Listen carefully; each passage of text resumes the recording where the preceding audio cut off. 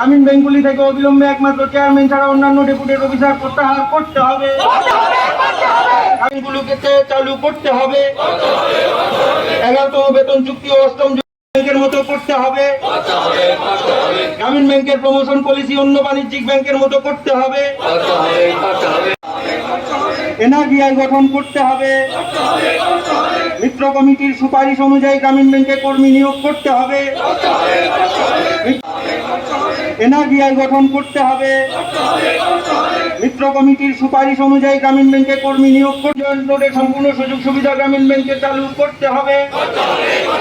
গ্রামীণ ব্যাংকের শেয়ার বিক্রি মানছি না, মানব না। এনআরবিআই গঠন করতে হবে।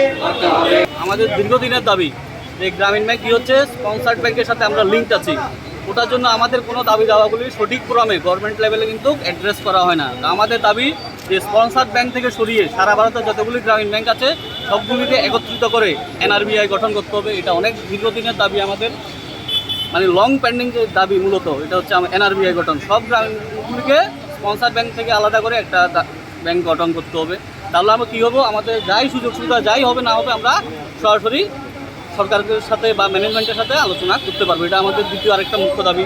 তৃতীয় হচ্ছে যেটা আমাদের অনেকেই জানেন, আমাদের প্রমোশন পলিসি মানে ঠিক না থাকাতে কী হচ্ছে অনেক নতুন নতুন ছেলেমেয়েরা এখন গ্রামীণ ব্যাংক জয়েন করছে, বাট তারা কী হচ্ছে কয়েক বছর থেকে এখান থেকে চলে যাচ্ছে ন্যাশনালাইজ ব্যাংকে।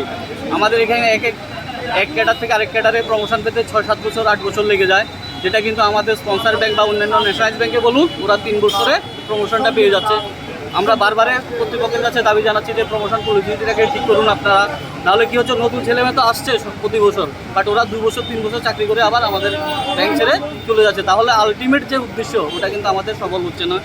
Don't forget to like, share and subscribe to East Mojo. For any queries, put them down in the comments section below and press on the bell icon for notifications.